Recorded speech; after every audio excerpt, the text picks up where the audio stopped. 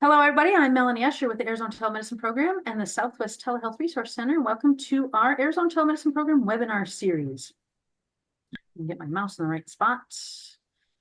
So we respectfully acknowledge the University of Arizona is on the land and territories of Indigenous peoples. And today, Arizona is home to 22 federally recognized tribes, with Tucson being home to the O'odham and the Yaqui. The Southwest Telehealth Resource Center represents Colorado, Arizona, New Mexico, Nevada, and the Four Corners regions, with a combined total of 72 recognized tribes. Committed to diversity and inclusion, the university strives to build sustainable relationships with sovereign Native nations and Indigenous communities through education offerings, partnerships, and community service. And again, this is the Arizona Telemedicine Program and the Southwest Telehealth Resource Center. This is a CME webinar. Some tips and notes: when you joined, your phone or your computer mic were muted.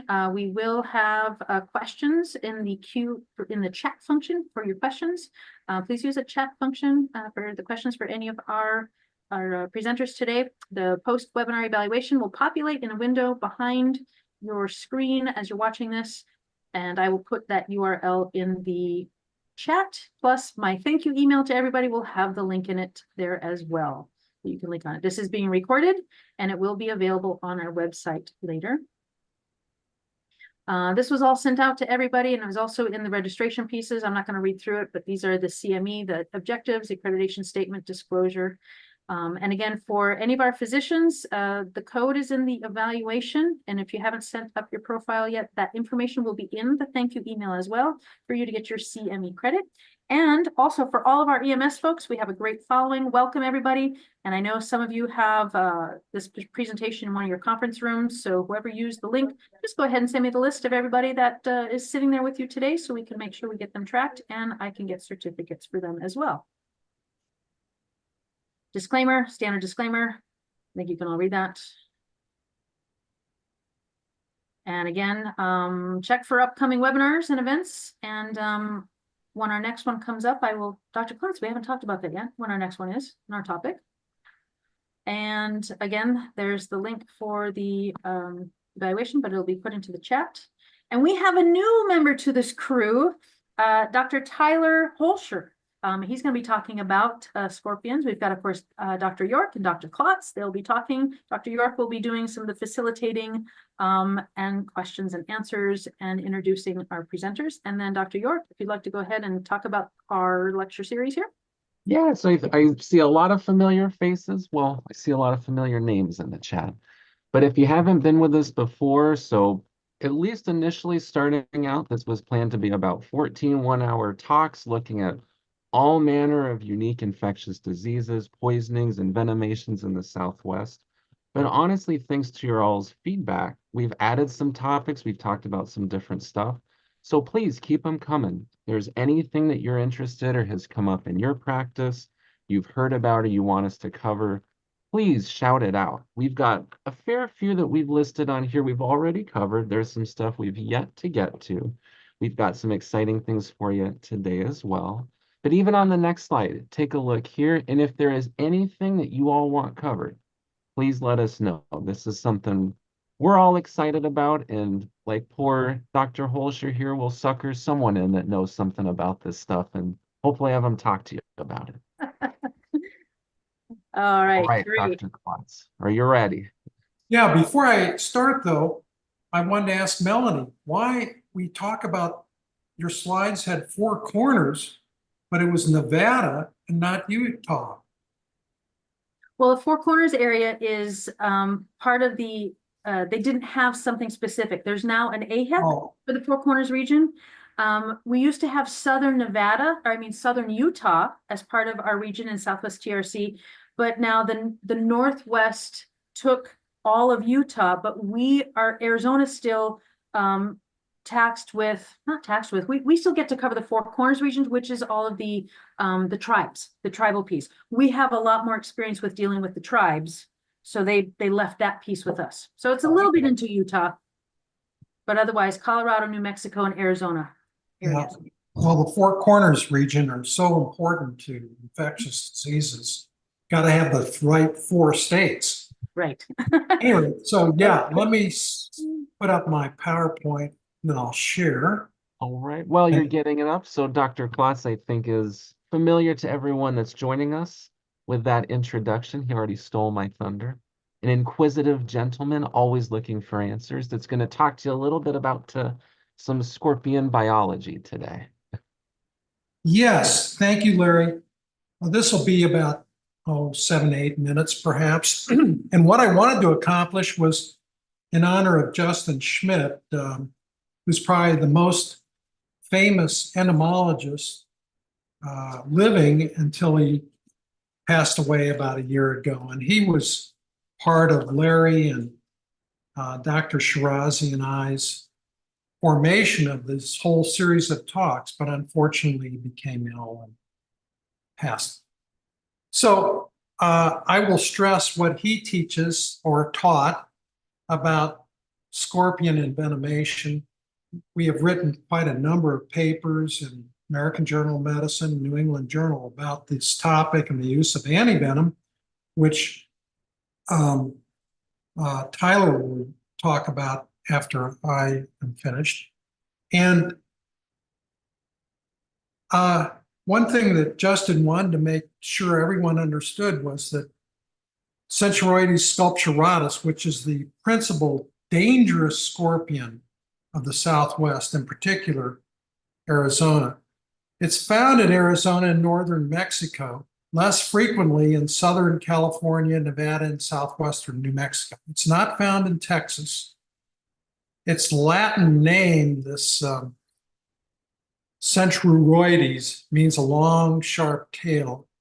And he always said that a better name would not be the bark scorpion, which it's known by most people now, and that's what's used in literature. But it was a rock scorpion. It always carries its tail curled to the side, not vertical like the species of the slide that Larry showed you. That was probably a C. vittatus. And so they can fit in the crevices of rocks. And it's commonly found in rock crevices. If you go out to the Desert Museum at night, on a Saturday night or Friday night, and in the summer, all you have to do is take a black light and shine it in the rock walls and everything that are surrounding most of the buildings, and you'll see them. They'll fluoresce right away. It doesn't burrow into the soil like other scorpions.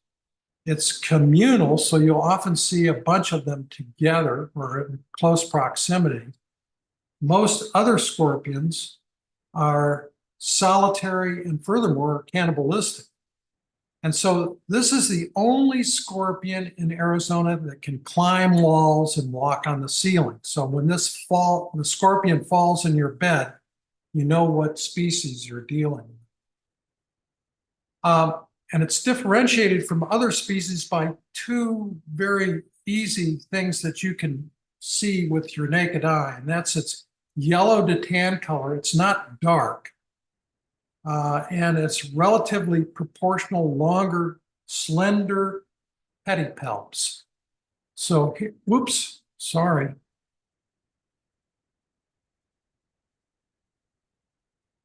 Well, it keeps moving anyway. I'll try.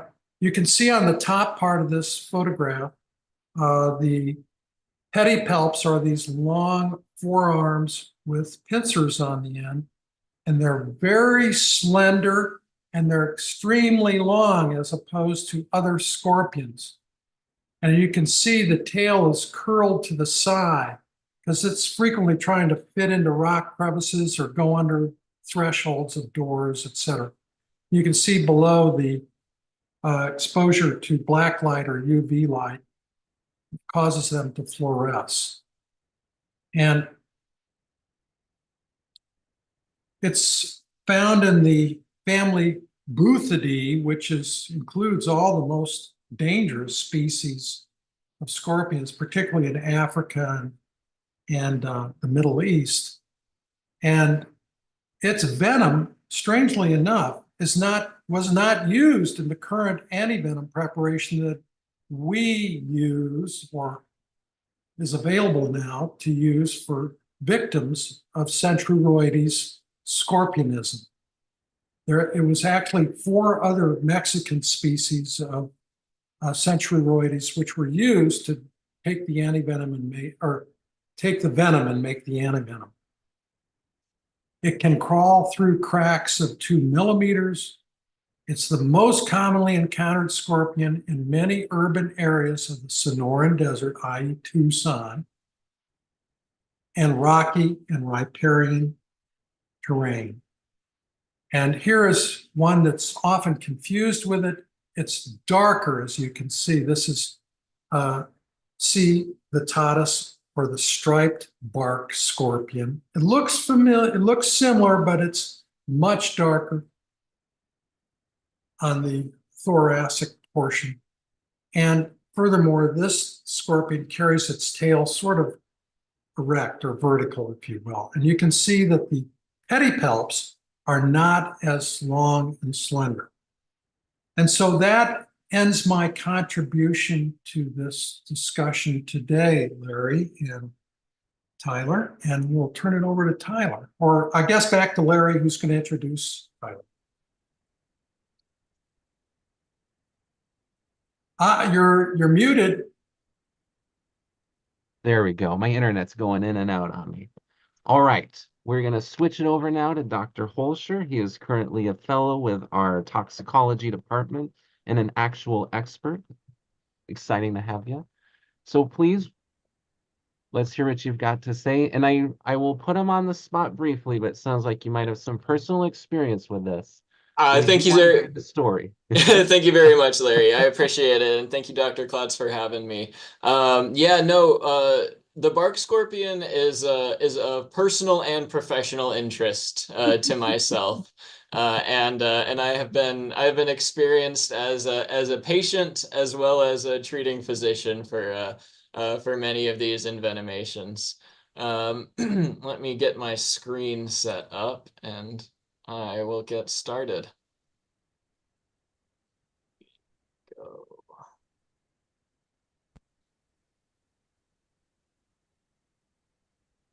Perfect. Are you guys able to see that okay? Excellent. Yep. All right.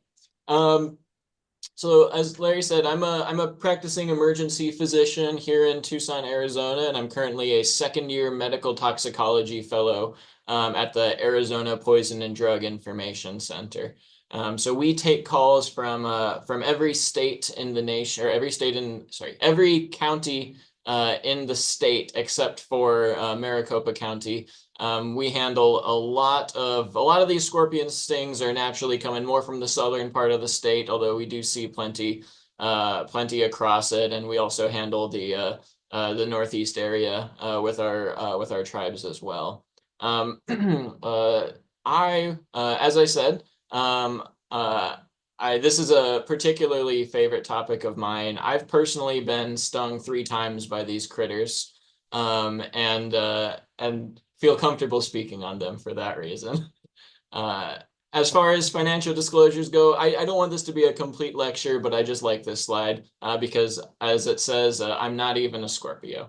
I have no relationships to disclose here. But I'm going to be discussing more of the clinical side of things, so I'll start with a couple cases. The first one is an 11-year-old male. He was woken by a pain in his right arm, described as sharp, moderate to severe. And he woke up his father, who then went to check his bed and found this little guy crawled in bed with him. The pain persisted for about 45 minutes, came along with some tingling feeling going up the arm. Patient's father called the Poison Control Center, who recommended watchful waiting at home.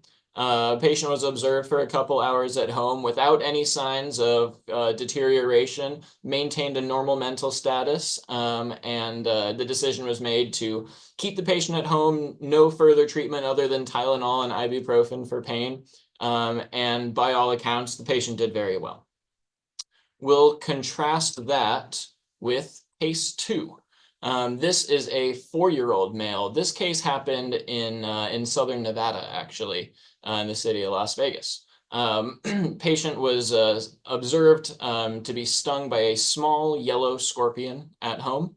Patient developed severe pain and developed some abnormal movements as well as copious secretions from the mouth. Kind of a frothy appearance to it. Patient was taken to an urban emergency department where he was found to be tachycardic, tachypnic, and significantly agitated. The patient received 3 doses of benzodiazepines as well as a dose of glycopyrrolate to reduce his oral secretions. Unfortunately, became somnolent, became hypoxic, unable to protect his airway, wound up getting intubated and transferred to a tertiary pediatric center. Well, it's a very ominous presentation here, right? This patient is critically ill. Nobody wants to intubate a 4-year-old.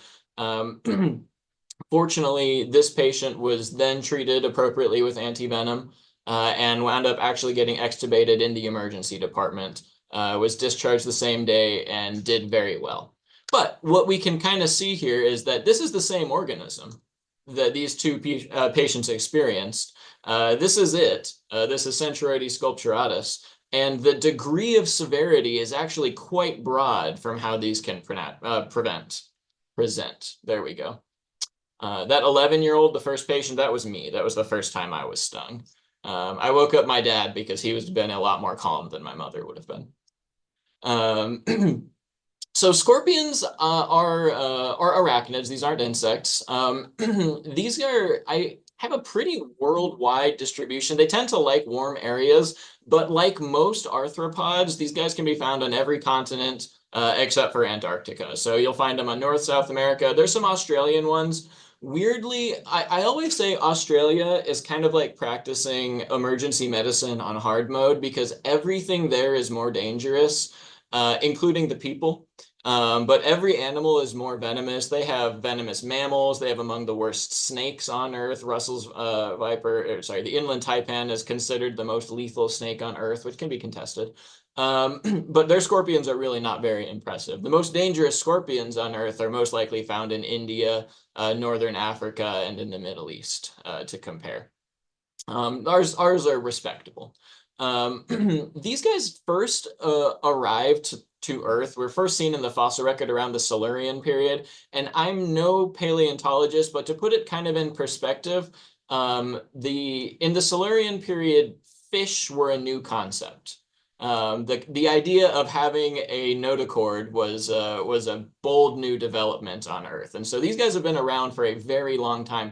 And I say there have not been very many changes to the body plan. This is a very successful creature historically. To put it in perspective, this guy down here at the bottom, Paleophanes, is the first scorpion we have in Earth's fossil record. And as you can see, it looks like a scorpion. It has a pair of pedipalps right here. It has similar mouth parts. And when you look at the tail, 1, 2, 3, 4, 5, and the telson, the stinger. Look at this guy right here. 1, 2, 3, 4, 5, and the telson. The body plan is almost identical. It's just a very successful creature. This is sort of the anatomy of the scorpion right here. As Dr. Glatz said, the pedipalps here, I think, are of kind of key importance when you're looking at a scorpion. And then right here, the thing that we all care about is the telson. That's the stinger.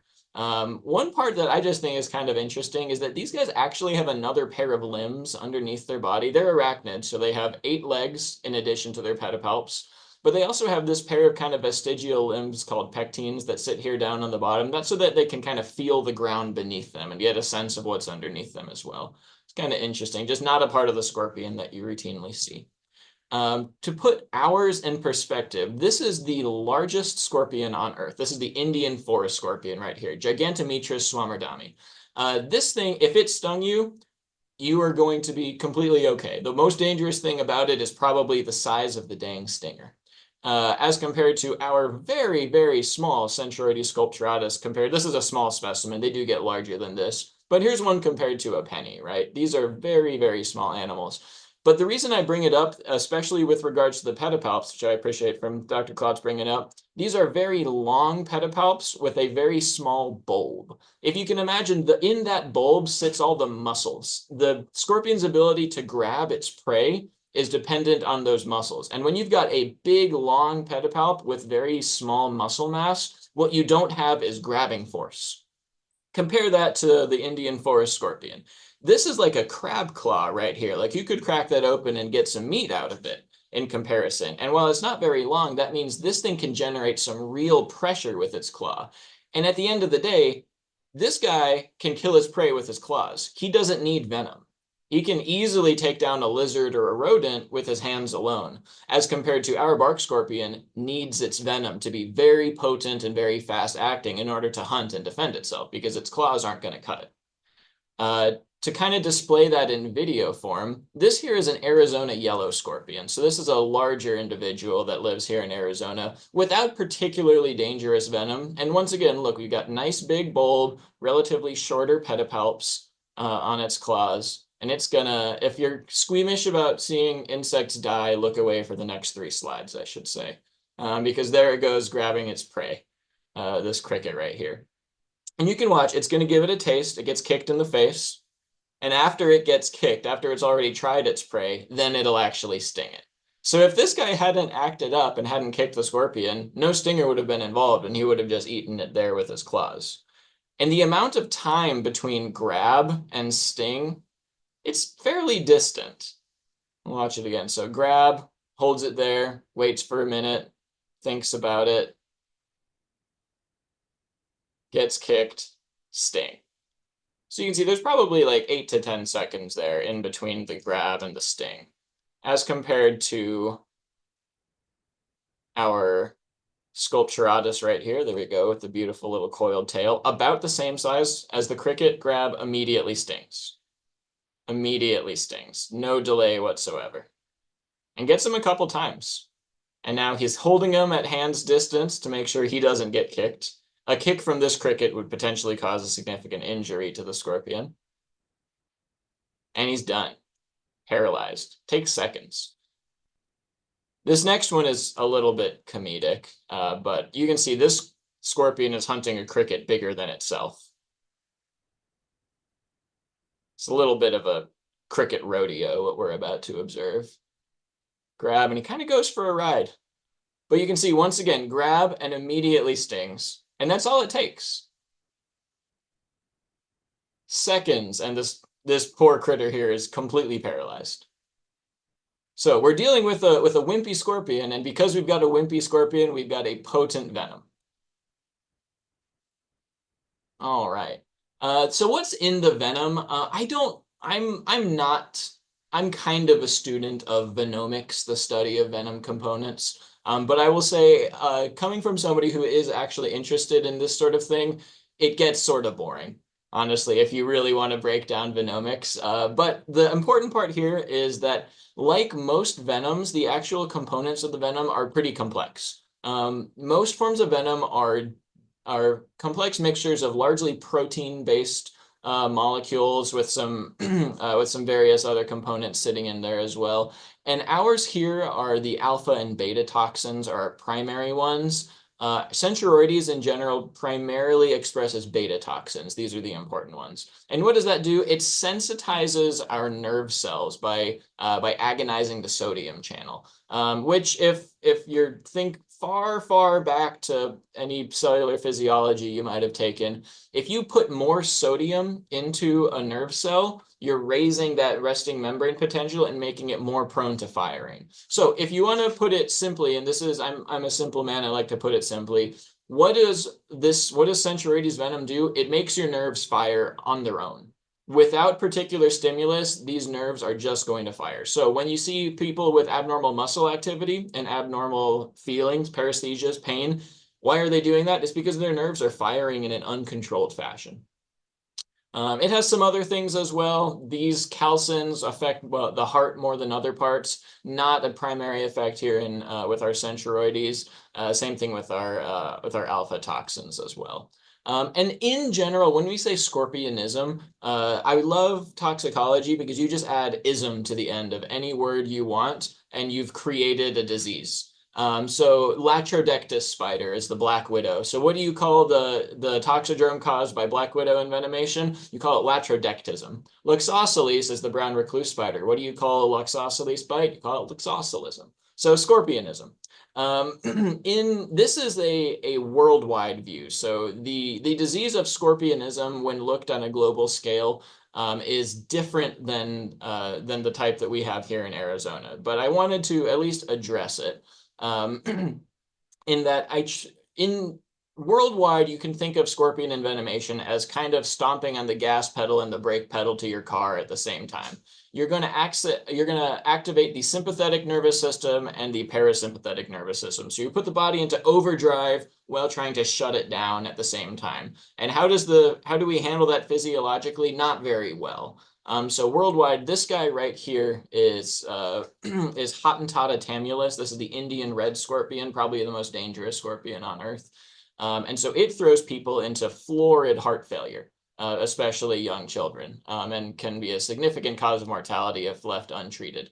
This third axis here, which is not the primary way that people die of scorpionism worldwide, this third axis of neuronal toxicity is really where our centroides kind of shine. And so you see these visual disturbances, oculomotor abnormalities, and a lot of muscle spasms, not so much paralysis. That said, we do kind of touch on the parasympathetic effects right here with salivation and diaphoresis with our scorpions.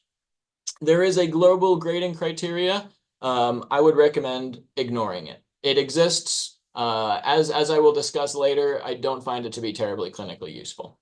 A little bit of epidemiology as well, if we're getting through the basics of scorpion envenomation. I think of scorpion envenomation as a warm weather disease in general. They do tend to like warmer climates. And you can see right here where they're most concentrated, here in the American Southwest, most of South America, and then this stripe across Northern Africa, spreading to the Middle East and Asia, even touching onto France and Spain over here, interestingly enough. I use the word synanthropy because they're called, as Dr. Klotz said, these are the bark scorpions, which usually live in rocks. I would potentially pose the name Arizona house scorpion, because where do most people get stung by these scorpions is in their own home. A synanthropic animal is one that likes to live around people. And these guys feel really comfortable in human habitations. So you'll see them oftentimes in the bathroom is where I see them the most at my house. In the bedroom. 2 of the 3 times I was stung was in my own bed. So to put that in perspective, these guys can, as Dr. Klotz said, they can climb walls, they can drop from the ceiling, they can find you. Even though they don't intend to, they just like the same environments that humans do, which is to say houses and beds. And these are ambush predators. These aren't very fast-moving creatures. They're not going to chase anything. They're relatively slow, and their hope is to find a prey that doesn't notice them, grab them, and sting them and eat them before they can escape.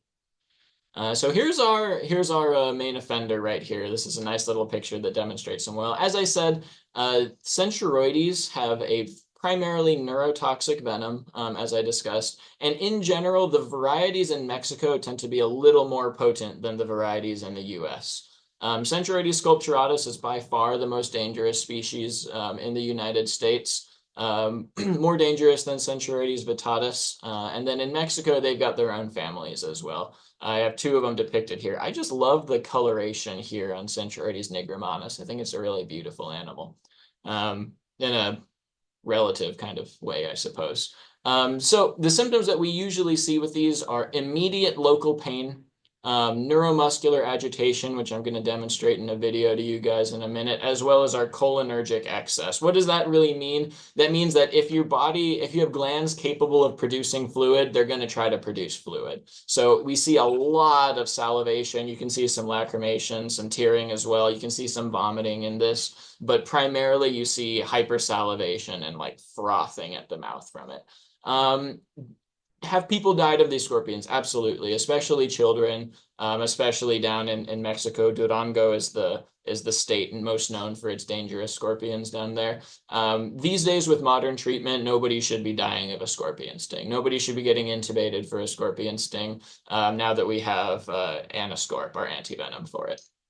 So one more patient presentation. We've got a 2-year-old child presents with agitation. Per father, started crying and choked while trying to drink strawberry milk. Unconsolable in triage, the nurses are having a difficult time obtaining vital signs. And then I hear the the always kind of ominous phrase coming from my charge nurse, hey doc, can you take a look at this kid? Something's not right. And on exam, the first thing that we noticed was right here.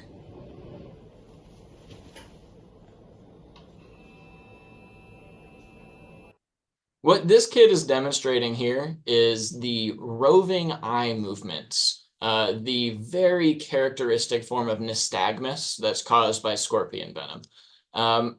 And I'll be honest, there's not a lot of things that cause this particular eye movement in a child. It's usually some form of ingestion or a scorpion sting. And if you're working in Tucson, Arizona, it was probably a scorpion sting. And so you'll notice here in the presentation, nobody saw a scorpion. Nobody was thinking a scorpion. This kid is crying and dad doesn't know why, and they're not acting right. So they appropriately brought him to the ED. And the diagnosis is made, in this case, in the absence of the organism on a physical exam. Here's another video here to kind of demonstrate in a little more dramatic fashion a more severe scorpion sting as well. When we say neuromuscular agitation, you'll see these spasms, almost opistotonic movement, kind of like tetanus. You'll see the child straighten out his back and actually lift his pelvis up off of the bed a couple times here. It's a dramatic thing. It can be very scary for the parents, as you can imagine. Here we go. It kind of arches the back up. A lot of central kind of truncal movement. And then I think we zoom in on his eyes in a little bit. Most often in these situations, kids' eyes will be closed shut really tightly, as he's demonstrating here, because that roving eye movement that these kids are doing is so disorienting to them. It's really hard for them to focus on anything. They get nauseous, they can vomit.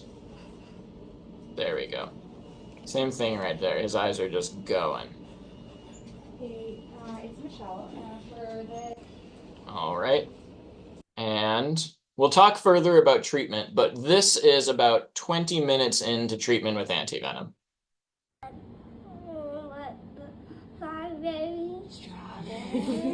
Such a change. He's describing the popsicle he wants to eat next. But you can see within minutes of treatment, this kid goes from, oh my gosh, I'm gonna have to paralyze this kid and send him to the PICU to, well, maybe this kid can go home. Yeah. And we're not out of the woods yet, right? His eyes are still going. He isn't completely resolved. But you can see how quickly that antivenom takes effect. And then this one final video here. This is 45 minutes after treatment. Yeah. Completely back to baseline. Okay. You have pain anywhere? Tries to kick the phone out of my co-fellow's hands. So I'll tell people this is my single favorite disease to treat because you turn these patients around. Within an hour, you go from concerned about a PICU admit and a difficult intubation to a discharge home.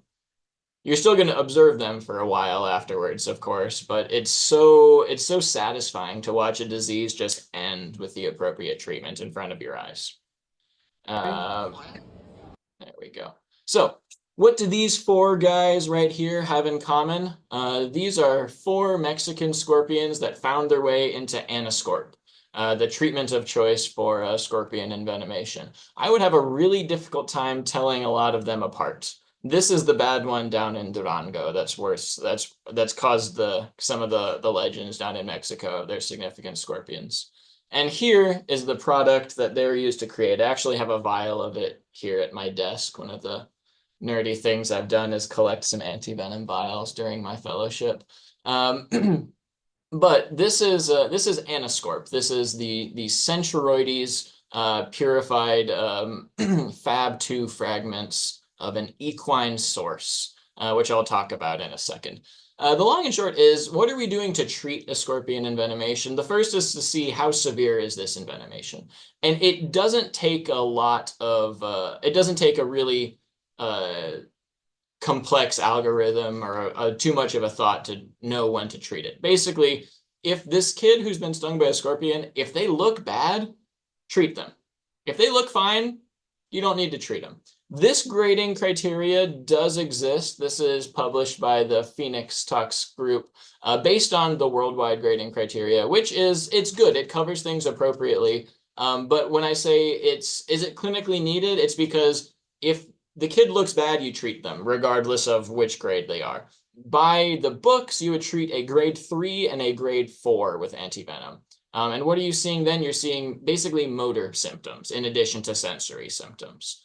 So either central, so cranial nerves, which is going to be your nystagmus, or somatic skeletal muscle abnormalities. In this case, is going to be your muscle spasms, like that kid was demonstrating, both of them. So he was a grade 4. Usually they're a grade 4 if they're bad. You don't see too many grade 3s. The worst I got was a grade 3. I technically fell into that category. When I had a particularly nasty one, I had some triceps fasciculation in the same arm. I was on my trauma ICU rotation in residency at the time, so I just drove to work and dealt with it. So how do we treat this? All patients should get some form of analgesia if they're hurting. If their tetanus isn't up to date, you can do that. Most of the time it is. And a 6-hour observation is the recommended period of time to observe. If they're going to get worse, it's almost always within the first 45 minutes. Very rarely are they going to go from a grade 1 to a grade 4 at 6 hours. It's usually very quickly. Everyone that I've seen has been at its worst upon arrival to the ED. I've never seen one of these like get worse over time, just on the amount of time it takes to get to the ED from your initial sting. The dosing is 3 vials. You start with 3, and then you can, if in the first hour, if they're still symptomatic, you can give another vial. You can give 1 more an hour after that, up to 5. If a patient has gotten 5 vials of antivenom and they are still symptomatic and they're still not resolving, you should think that you may have missed something. And that's why I discussed on here our scorpion mimics. What other kind of things present with a similar looking child with abnormal muscle activity, with changes in mental status, with nystagmus? The most common cause of similar symptoms is methamphetamine ingestion, usually drug ingestion. Phencyclidine, PCP, can cause a similar picture as well. That one also causes a lot more seizures in children. But there are going to be some subtle differences. If you've seen a child after an amphetamine ingestion, they don't tend to have that opisthetonic, like hips coming off of the bed type of muscle spasm. You see a lot more of limb movement and more repetitive movements. You kind of a little bit, maybe a little base, but the kids look tweaky. They look like they're doing the same kind of grabbing at something repeatedly, a lot less of this kind of spastic truncal movement that you get with scorpions. And the nystagmus is usually much more profound with scorpions. That said, children with unfortunate methamphetamine ingestions who have gotten into their parents' drugs have been treated with antivenom thinking that it was a scorpion before. So these things do happen, these mistakes get made, and I'm very sympathetic to somebody who's in that situation because nobody wants to be there. Adults tend to do very well after scorpion stings. This is mainly a pediatric disease. An adult is oftentimes going to be falling into that grade 1 or 2 where they're going to get some pain. They're going to have paresthesias for a couple days afterwards. Very rarely do they get significant enough that they need treatment. That said, very rarely is not never. Usually when we see an adult getting really sick, they tend to be a smaller elderly person, and they don't come in with the same presentation of inconsolable crying muscle movement that you see in children. Usually they have some nystagmus, they may have some twitching or some fasciculations. The danger though is sending this person home because they can't walk straight with their nystagmus, with their abnormal muscle movements and discoordination. The last thing you want is this person to go home, fall, and crack their head. And so when an adult gets treated with antivenom, it's usually that one that can't walk straight. The last patient I saw was earlier this week with a scorpion sting, was an adult who just had some persistent pain and paresthesias. And unfortunately, it's just a matter of symptom control with medications for those cases. And they usually resolve within 2 to 3 days.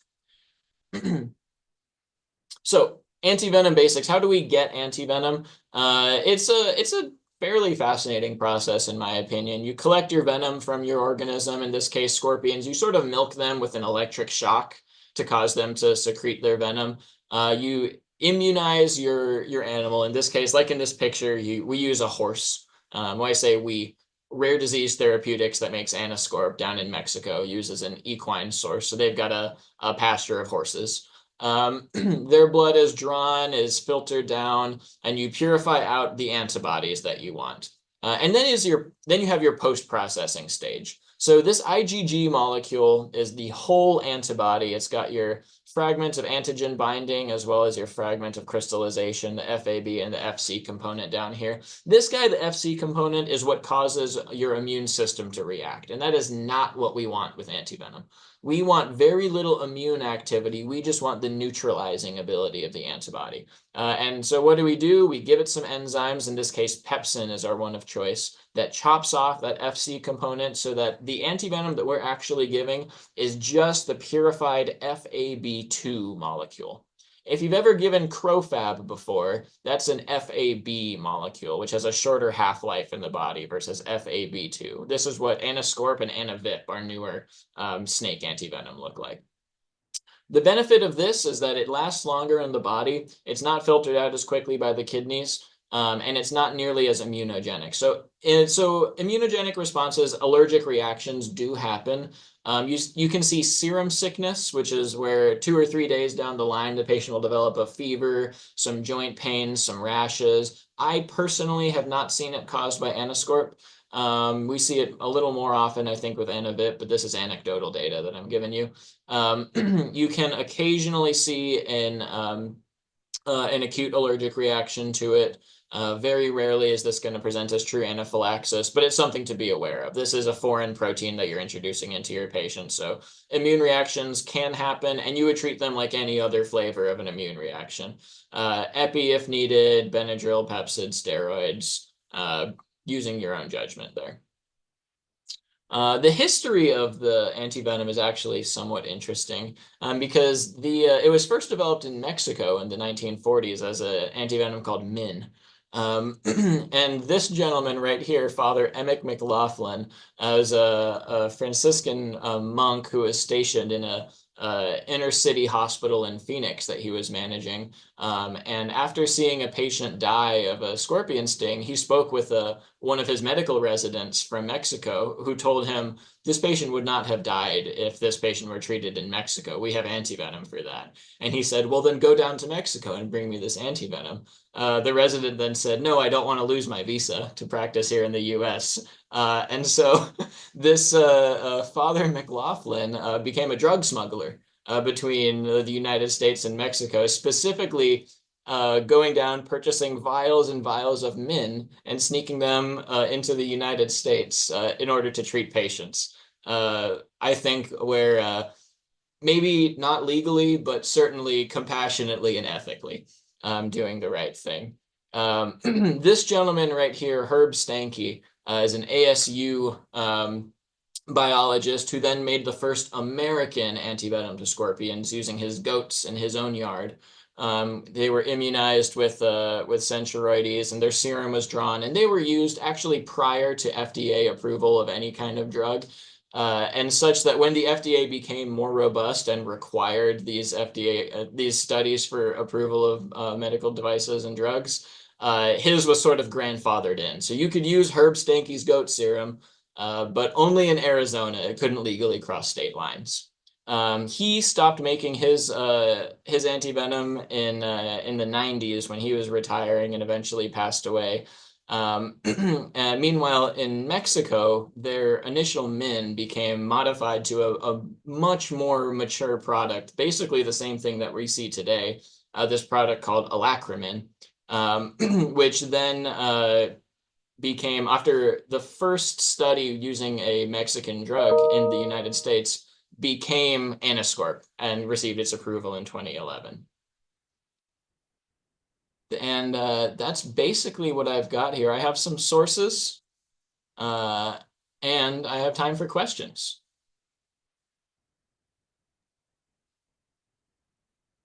All right, so if y'all have questions, do make sure you put them in the chat. I know one thing that I cannot imagine no one's asked yet, but relating to the risk of severity versus the size of the animal. Is there anything to that? Um, I I have not seen that study done. Anecdotally, I will say, um, when you're looking at snakes and other venomous creatures, you're getting a bigger venom load from a larger animal. Um, it's not something that could easily be studied because I wouldn't be able to get IRB to sting people with various sizes of scorpion. I would assume that a larger one that gives a bigger venom load is going to cause more significant symptoms. The worst sting I had was from a very large species or a very large individual of the species. That my finger wound up numb for months, and that's when my arm was fasciculating. So I would expect that is the case. But I wouldn't be able to speak with any kind of studied authority on the topic. And then relating to Mexico's severity versus the US, is it just more a higher risk of intubation or anything along those lines, or what are like the main differences in terms of symptoms or presentation? Yeah, so the way I think about it is that as far as treatment goes, if you were to not treat people in Mexico, a lot more people would die. A lot more kids would get a significant enough course that they would, yes, require intubation and potentially have a threatened airway. Also, not a topic that's been technically studied individually, case to case. But there's a reason that Mexico worked so hard to create that anti-venom in the mid 1900s, whereas the US didn't. It was a much bigger public health problem to them at the time. Tyler, excellent presentation, outstanding. Thank you, sir. I have one question. You stated that you've been stung 3 times, and that Mhm. made me think of last month's presentation where I told everyone how kissing bugs had caused anaphylaxis in multiple people, one person at least 11 times in Bisbee. Mhm. And all the years I was studying this and now this, what captured my attention is why don't they leave? Why don't they leave? You know, but I can only remember one person. He was a geologist in Bisbee. I don't know how many times he had anaphylaxis from kissing bugs, but he finally did. He moved to Tucson, so I don't know what's become of him. I did leave that one house that I Oh, was killing a good, scorpion good. every week. And the reason why, I will say with regards to calling it a bark scorpion, they love palm trees. Palm trees are great hosts Oh, for their prey, and that house that I was in had 4 palm trees in the backyard. Now I have none, but my neighbors do, so I do still see them. Oh I my had a I goodness. had a harrowing experience a couple months ago where I was getting dressed and my 1-year-old was playing with the contents of my wife's makeup closet. And I looked down and on his pants was sitting one of these scorpions.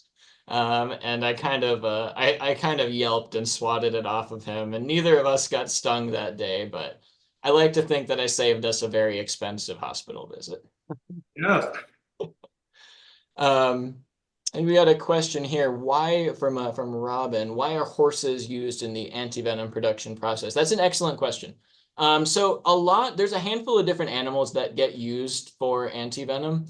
Um, Most notably, horses have been used historically. Sheep were used in the manufacturing of crowfab, and rabbits are used in Australia to make an antivenom against the funnel web spider that they have. And you can imagine if you need to get blood from a rabbit, you're not getting a lot of blood. So you're just simply not able to spin down a lot of the protein. Horses have the benefits of being very large animals that are domesticated, easy to raise, but practically what will be described, the people that are actually drawing blood from these animals, the horses are just so sweet and even-tempered. It's really easy to get them lined up for their blood draws. They don't mind the poke. They'll after breakfast every morning they'll line up in a very organized way. They're just very very sweet, gentle animals that are just the perfect creature for repeated blood draws. And by all accounts, the horses that they use there, they live very good lives. And then every once in a while, every couple of weeks, they get an injection and get a blood draw, and are otherwise essentially the company's pets.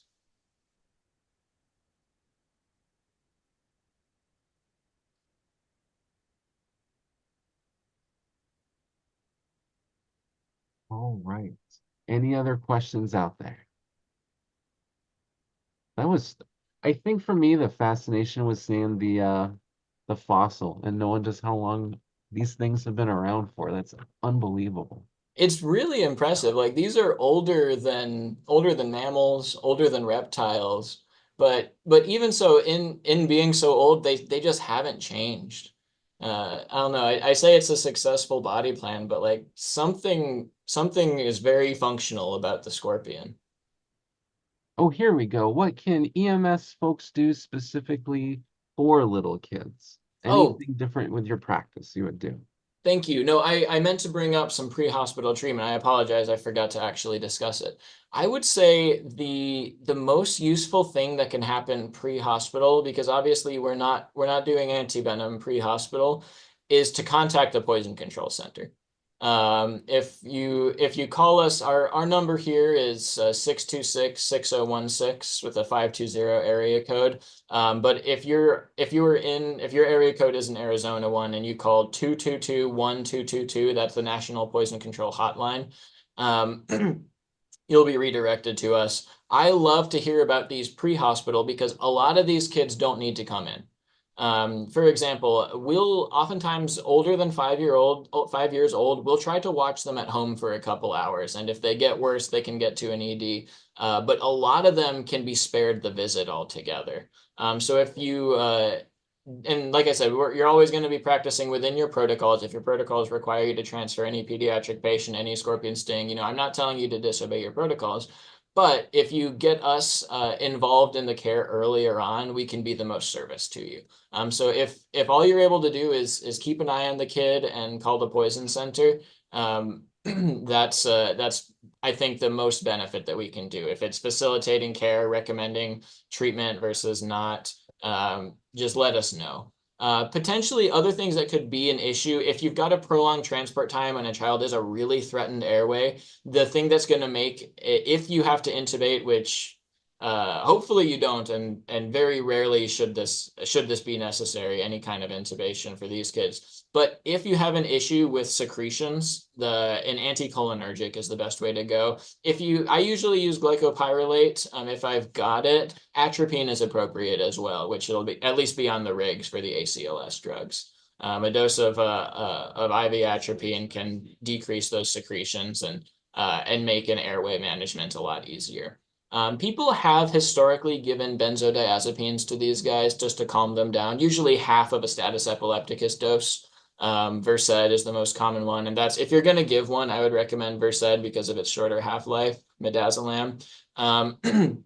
That said, most of the time these days, you don't need it. If you're able to get a line in the patient and get antivenom going, as you saw, within an hour, the patient's symptoms have resolved. And so routine administration of benzodiazepines is not recommended by our center anymore. If you need it, give it. But most of the time, it's not indicated.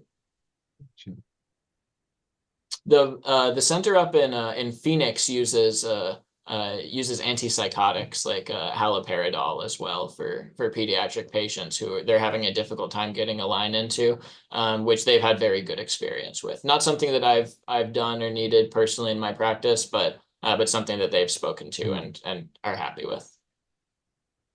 Right. And then I see your message here, Melanie. So one more time, what was the number that they could call? Oh, is 1-800-222-1222 is the poison control hotline nationwide. Let me drop that in the chat. All right.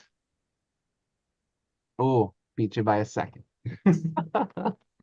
Any other questions that y'all might have? That was a great presentation. That's The whole fantastic. shirt. That was amazing. Interesting that you put up this constellation. Dr. Hunter, who's a colleague and he's retired. My daughter happened to be in Joshua National Park in the evening and took a bunch of pictures, beautiful pictures. There was no moon out, and I was showing them to Dr. Hunter, and he labeled them, and she got Scorpio. She got this actual constellation, and he drew it out on her picture. It was pretty amazing. Oh, nice. Yeah, so, but it's interesting that you have that, and how the constellations are done. Yes, you can see the stinger on the end, and then one of the arms where the stars actually move through as compared to the rest of the body parts. But anyways, and again, all of our EMS folks, thank you again for joining us. And I will be sending out an email. So if you were the one person that connected in your conference room, you'll get the email, and then just go ahead and send me the list of everyone else that was showing so they can all get their certificates if they would like them. And then please go ahead and do the evaluation for us as well. And again, on that evaluation, that's where we've gotten some of these great ideas that Dr. York and Dr. Klotz and Dr. Shirazi has added to this series. And again, thank you so much, Dr. Holscher, for joining this fun crew. We always tend to have a good time with this, and thank you for showing those videos. Dr. Klotz has had a few videos that I've cringed at, but it's been pretty entertaining A nice otherwise. change of pace for you. Yeah, what But was we it? still had some eyeball stuff just in case. Right. So as soon as we get our next topic up, again, I will be sending that out to our folks, our next date and topic, but please do those evaluations and let us know what you would like to hear about. That's how we can, make sure that we're getting content that you want to hear and learn and bring back to your practice.